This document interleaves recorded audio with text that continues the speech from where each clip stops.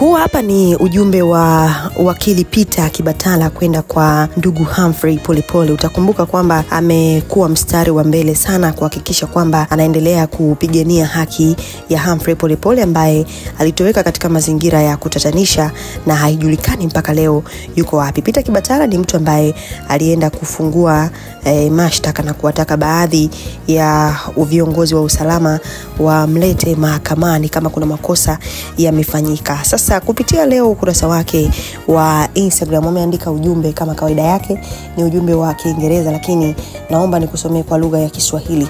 Ameandika: kwako Mheshimiwa Balozi Humphrey Polepole. Kwanza kabisa tunaomba radhi sana kwa kukosekana kwa taarifa katika siku zile za giza kuu, lakini kama mnavyoweza kuelewa hizo zilikuwa siku za giza zaidi katika maisha yetu hapa nchini na kipaumbele cha haraka kilikuwa ni kuokoka. Kulikuwa na marufuku za kutoka nje, ukosefu wa huduma za msingi na mambo mengi ya giza ambayo lazima yafutwe katika nafsi ya taifa.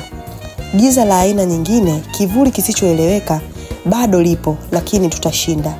Pili, sisi mawakili wake na wa familia yake bado tunafanya kila tuwezalo mahakamani. Mapambano ya aina hii si tukio la ghafla, bali ni mchakato wa dhati na wenye kujitolea. Kama ilivyokuwa daima, tutaendelea kwa ari na uthabiti katika juhudi zetu za kisheria kuhakikisha tunajua hatima ya Mheshimiwa Balozi Polepole, tukiwa na matumaini kwamba siku moja tutaungana tena.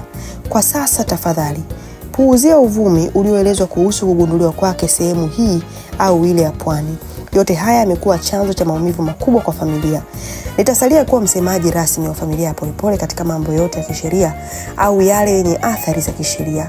Kama ambavyo Humphrey mwenyewe angekuambia, Mungu wetu wa mbinguni awabariki sana. Utakumbuka hapa katikati kulikuwa na maneno mengi sana kusemekana kwamba Humphrey Polepole amepatikana sijui hivi. Sasa inaonekana pia ndugu Peter Kibatala ametumia nafasi hii kwa ajili ya kurekebisha ama kuweka sawa, kwa sababu mambo yalikuwa ni mengi sana yamesemwa kuhusiana na Humphrey Polepole, lakini yeye bado anaelezea kwamba tupuuzie ule uvumi na yale maneno ambayo yalikuwa yakizushwa siku za hivi karibuni. Sasa na bado anaelezea msimamo wake kwamba atabaki kuwa msemaji wa familia hiyo namna hiyo. Sasa wakili Peter Kibatala siku ya leo naweza nikasema ametupa mambo mawili ama matatu kuhusiana na Polepole. Kwanza akielezea kile ambacho kilitokea hapa katikati, lakini anamuelezea pia kwamba bado wanaendelea kumpambania yeye asikate tamaa, lakini pia